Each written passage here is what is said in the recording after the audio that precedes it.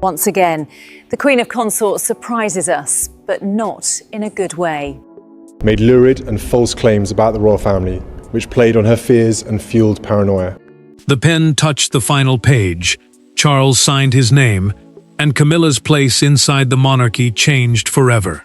Without a public ceremony or a warning from palace officials, the king approved a final decree stripping his wife of HRH status.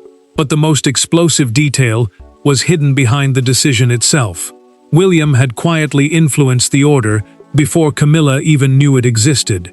Before we go deeper into what this really means for the royal family, make sure to subscribe so you don't miss a single update.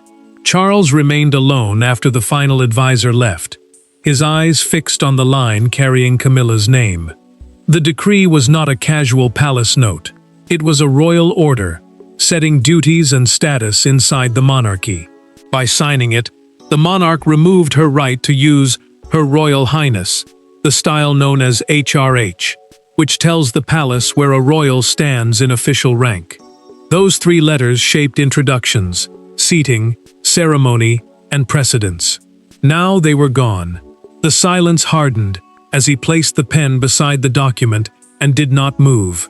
Charles knew why the decision mattered. It changed how his wife would be announced at state events, weakened her position beside Catherine during future ceremonies, and showed that the succession was already shaping his reign. Yet the king also understood the private cost. He had protected the crown with one signature and wounded the woman who had stood beside him through scandal, duty, and judgment. Camilla received the news in a private sitting room from a courtier carrying a sealed copy. She gripped the chair, read the first page twice, and asked only, "Did William know?" The courtier hesitated. That pause answered more than words could. Her face tightened, and the queen consort demanded the full file. The revelation came through a handwritten note attached to the decree. It recorded 2 private meetings between William and his father before the order was approved. The prince had not simply been informed afterward. He had shaped the warnings and left behind arguments Charles could not ignore.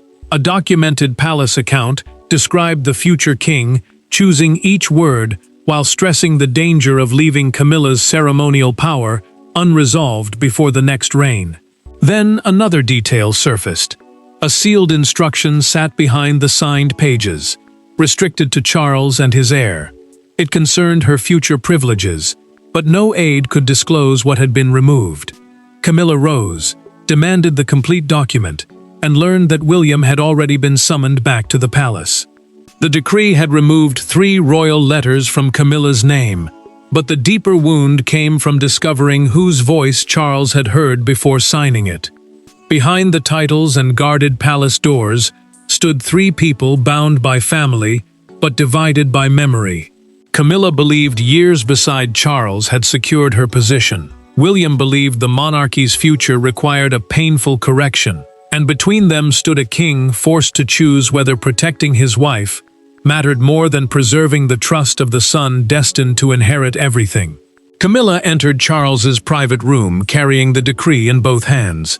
She placed it on the table between them and reminded him of the years she had spent surviving public anger, family resistance, and endless judgment.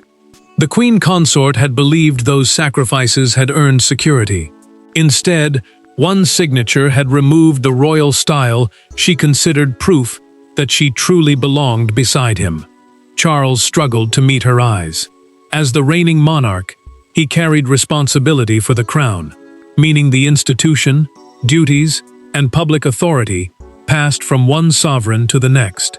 He knew the decree mattered because it would shape how Camilla was treated at major ceremonies and how Catherine would be positioned in the future.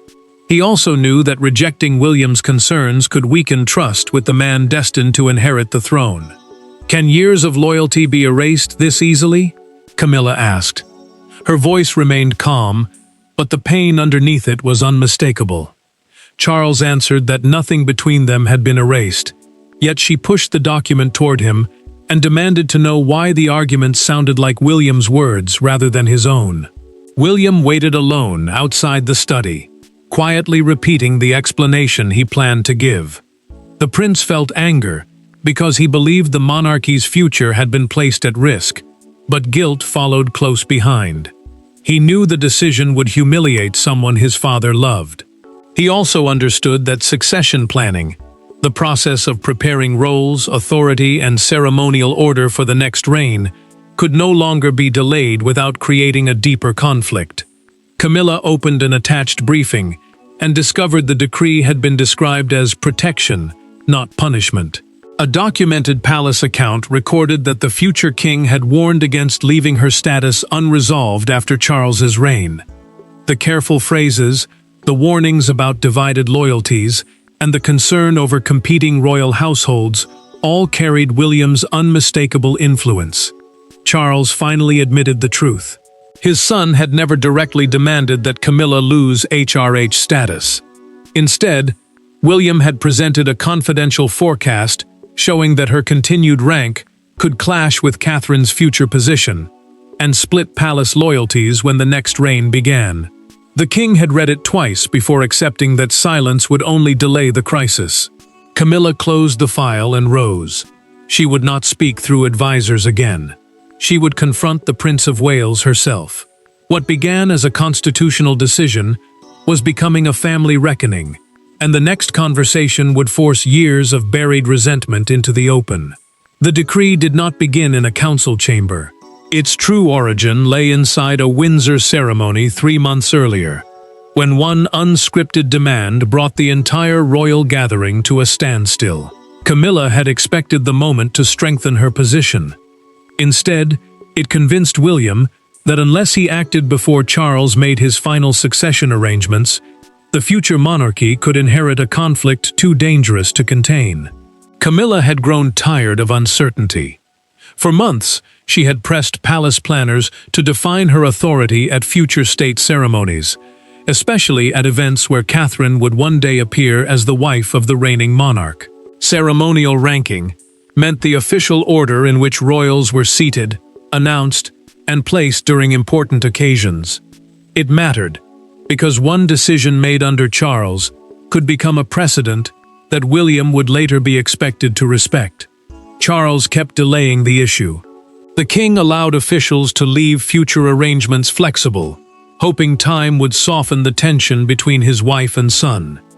That compromise protected the present, but it endangered the future. Camilla believed the ambiguity reduced everything she had endured to temporary acceptance. William saw each new request as an attempt to shape his court before he had inherited it. Camilla finally forced the question during a closed rehearsal for a Windsor Thanksgiving ceremony. She called an official aside, pointed to Catherine's designated chair, and ordered it moved behind her own. The Queen Consort then demanded that the altered placement be recorded as future precedent. A documented rehearsal account later described the official freezing before obeying, aware that the change carried far more weight than a simple seating adjustment. William entered before the rehearsal began and immediately noticed the arrangement. The prince asked who had approved it, listened to the uneasy explanation, and walked directly to Catherine's chair. He returned it to its original position without raising his voice.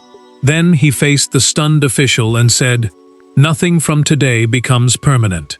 Charles heard about the incident within minutes and summoned his son privately. He asked the future king to show patience, reminding him that Camilla viewed the matter as recognition after years of service. William answered that silence was no longer neutral. Every delayed decision, he warned, gave the coming conflict more power and allowed temporary choices to harden into permanent rules. Camilla learned of that exchange through a recorded account prepared for the royal household. She understood at once that the chair had exposed more than resentment. It had revealed a battle over who would define the monarchy after Charles. William acted that same evening. He requested his first confidential meeting with his father and entered carrying a written proposal that would eventually become the final decree. One chair had been moved only a few feet, yet that single act pushed father, son, and queen toward a confrontation none of them could avoid. When Camilla entered the private drawing room, William was already waiting without advisors, secretaries, or palace protection between them. She closed the door herself. For several seconds, neither spoke. Then she placed a copy of the decree on the table and demanded to know whether the future king had engineered her humiliation. His answer did not soften the blow. It made the confrontation even more personal. Camilla refused to let the dispute continue through palace staff. She wanted no formal messages, no softened language, and no carefully prepared replies. The queen consort understood that official communication could hide responsibility. This meeting mattered because the decree had changed her public rank, while the private silence around William's influence had damaged her trust in the family itself. William stood his ground, though the tension in his voice betrayed the cost. The prince knew that honesty might permanently destroy whatever fragile relationship remained between them. Yet he also believed another evasive answer would be worse. As heir, he carried responsibility for constitutional continuity, meaning the rules and traditions that allow the monarchy to pass from one reign to the next, without confusion or conflict. "Did you ever accept me?" Camilla asked. Her question cut past the document and reached the wound beneath it. William answered that personal acceptance was not the same as constitutional permanence. He could respect her place beside Charles, he said, without allowing that position to control how the future court would be arranged. Camilla's restraint broke. She accused him of using the crown to punish her for pain created decades earlier. The queen consort said the decree had nothing to do with ceremony and everything to do with memory. William denied it, insisting the decision protected Catherine's future standing and prevented competing loyalties after Charles's reign. But his tightened voice exposed the truth he could not fully bury. The past was still in the room. William then confirmed what she feared most. In a recorded private conversation with Charles, he had warned that he could not guarantee Camilla's HRH status would continue once he became king. The future monarch had not demanded its immediate removal, but his warning left his father with a brutal choice: settle the issue now, or allow his son to reverse it later, under far harsher circumstances. Camilla opened the decree and touched the sealed second instruction. She revealed that a documented account had already informed her it removed more than a royal style. William did not deny it. He only said the remaining decision belonged to Charles. The door opened before she could answer. The king stepped inside, having heard enough to understand that both now expected him to choose. William had defended his influence. Camilla had exposed her fury, and now Charles could no longer hide behind the decree he had signed. Charles held the legal authority, but authority was no longer the same as freedom.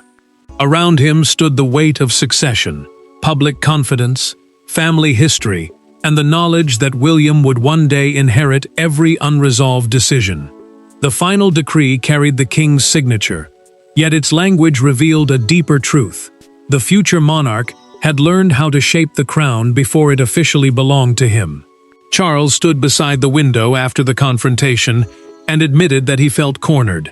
As reigning monarch, he alone could approve changes to royal style, precedents, and household arrangements. Precedents meant the official order, deciding who stood, sat, or appeared ahead of whom at major ceremonies. The power was his, but every choice now had to survive the next reign, and that gave William's objections extraordinary force. William answered carefully. The prince said he had never wanted to trap his father. He had wanted to stop a future crisis before it became public and impossible to control. Advisors understood that any policy created under Charles would eventually pass into the hands of his heir. That inevitability meant the future king could influence decisions long before he wore the crown. Camilla listened without interrupting, as Charles explained what refusal might have caused. The king feared that rejecting the proposal would create an open split with his son, weaken cooperation inside the royal household, and turn every future ceremony into a test of loyalty. The queen consort then understood the most painful truth of all. Her husband had signed, partly because he feared losing William's trust. The tension deepened when a senior courtier entered, carrying a confidential succession memorandum. The document, a private report assessing how the monarchy would function after the next change of reign, warned that Camilla's permanent privileges could clash with Catherine's future rank. A documented palace account recorded that the report predicted two competing centers of loyalty, one built around the present queen and another around the future one. Charles opened the sealed instruction at last. Camilla would keep personal protection and residence rights, ensuring she remained secure beside him. But she would no longer automatically stand ahead of Catherine during succession-related ceremonies. Those events were formal occasions connected to preparing or confirming the next reign, and the new rule placed the future monarchy above her current position. Camilla said nothing for several seconds. She had not lost everything, but she had lost the certainty that her status would always come first. Charles then told her the decree would be communicated to the wider household before morning. She had one night to decide whether she would resist, retreat, or face the new order without breaking. The battle over influence was finished, but the humiliation of living under the new order was about to begin. The first consequence arrived not through a speech, but through a single line on the palace schedule. Where Camilla's name had once appeared with the style, Her Royal Highness, the letters were gone. She stared at the revised page while the room remained silent. For the first time, the decree was no longer an argument between family members. It had become the reality everyone around her was ordered to observe. Camilla read the schedule again, as instructions spread through every palace department. Formal introductions, printed programs, seating plans, and official correspondence now had to reflect her reduced position. Ceremonial precedence meant the order deciding where each royal stood, sat, or entered during major events. The change mattered because it turned a private family decision into a rule that hundreds of staff members were required to enforce. A longtime aide stepped forward and hesitated before addressing her. The queen consort noticed immediately. She told the woman to continue as usual, but her voice broke slightly when she glanced back at the corrected page.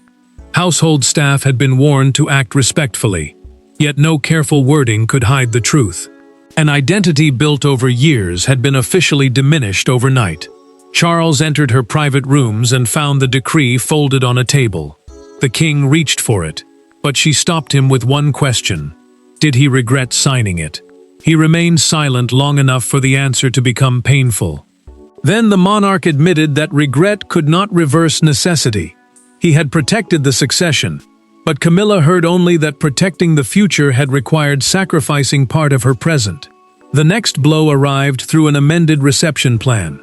Camilla had been removed from the leading position, while Catherine's place was moved forward under the succession protocol contained in the sealed instruction. That protocol was the set of rules preparing status and ceremony for the next reign. It mattered because the change was no longer symbolic. It now controlled who would stand nearest the center of royal authority. William received the same update in a private briefing. When an advisor called the decree a victory, the prince sharply rejected the word. A documented account recorded him saying that no decision damaging his father's marriage should ever be celebrated. The future king had achieved the clarity he wanted, but he could not ignore the suffering it had caused. Camilla made her choice before the morning ended.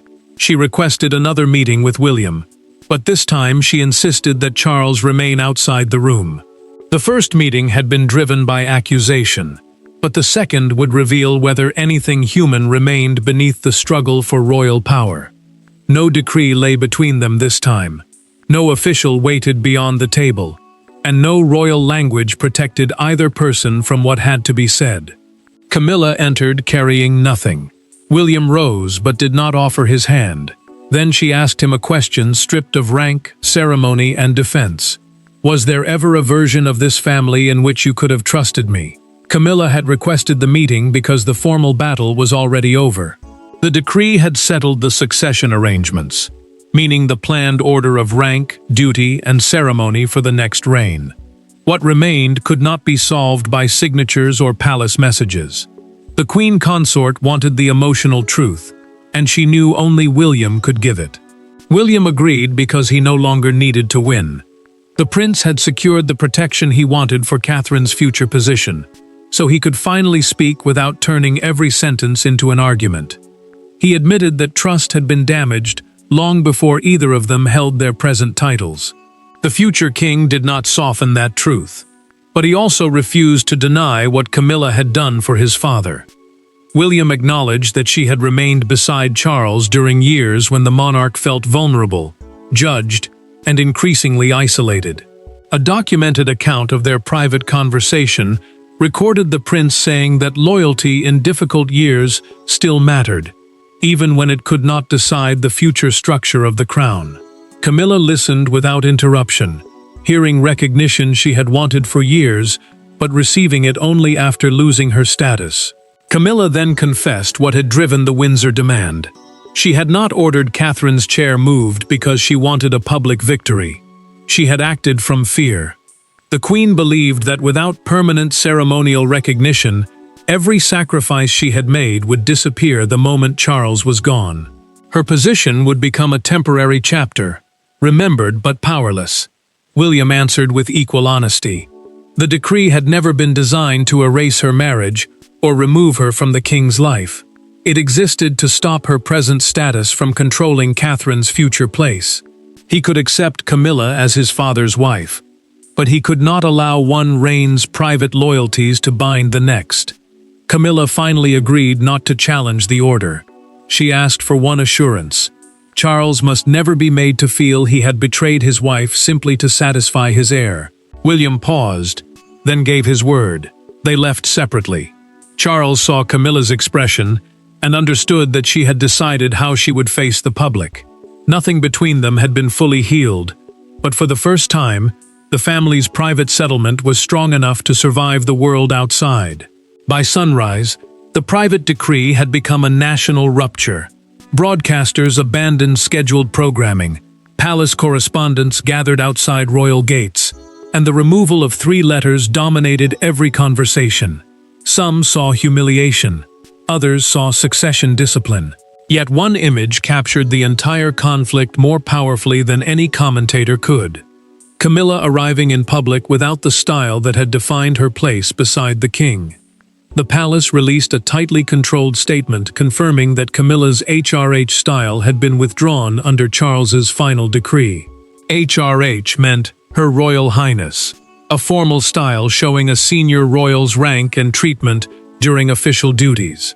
The statement stressed that her marriage and private place beside the king remained unchanged, but the public understood the deeper meaning. Her standing inside the institution had been reduced, and William's future court had gained clearer control over succession.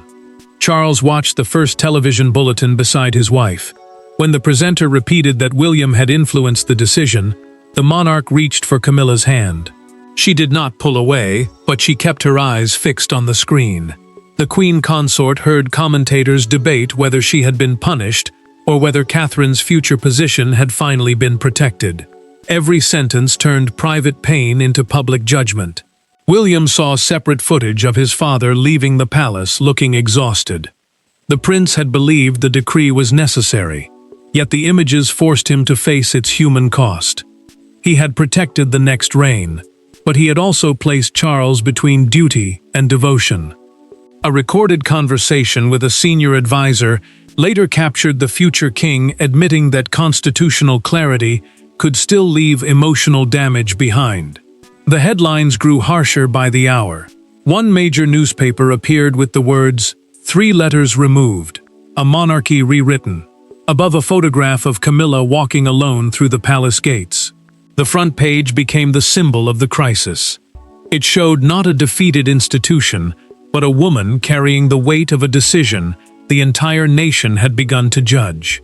Outside Buckingham Palace, crowds gathered behind the barriers. Some held signs supporting Catherine and praised William for defending the future. Others called the decree a betrayal of Charles's wife. The argument had escaped the palace and become a public referendum on loyalty, memory, and power. Camilla refused to hide. She rejected advice to cancel her next engagement and ordered that she would appear under the revised style without protest. The nation had delivered its arguments, but the final verdict would come from how Camilla, William, and Charles chose to stand after the damage was done. Camilla stepped forward, without the letters that had once announced her royal standing. Yet she did not lower her head. Charles remained beside her, carrying the sorrow of a husband and the burden of a king. William stood several steps away, knowing his influence had altered the family forever. The decree was complete, the struggle was over, and each of them now had to live with what victory had cost. Camilla attended the final engagement without HRH styling, and the palace treated the new order as settled. HRH meant Her Royal Highness, the formal style that had once defined her rank during official duties. Catherine's future precedence remained protected, meaning her place in ceremonies connected to the next reign could no longer be challenged. The change mattered because it ended the uncertainty that had threatened to divide the household long after Charles was gone. Charles spoke to his wife privately before they left. The king told her the decree had changed her title, but it had not changed his devotion. Camilla answered with painful honesty. Love could not erase humiliation, she said, but perhaps it could help them endure what could no longer be undone. The monarch accepted those words without defending himself, knowing that duty had protected the crown while leaving a wound inside his marriage. William approached his father after the engagement and admitted that he was sorry for the suffering the decision had caused. The prince did not withdraw his support for the decree, but he no longer spoke of it as a victory. Charles accepted the apology and warned him that kingship demanded more than being right. A future monarch, he said, must also carry the wounds created by necessary choices. Camilla ended the final uncertainty through a signed statement placed in the official palace record. She confirmed that she would not appeal, resist, or seek restoration of the HRH style. The written declaration transformed the decree from a family conflict into a settled royal reality. Her acceptance did not signal defeat. It showed that the queen consort had chosen dignity over another public battle.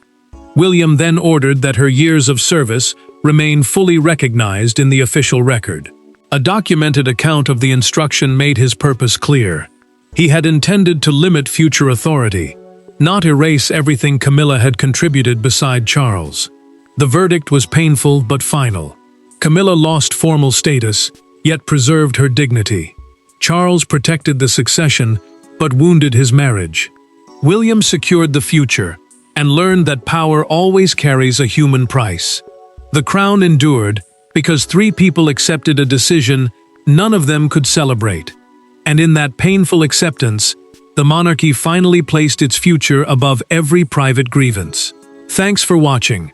Please don't forget to like and subscribe, and we will see you in next one.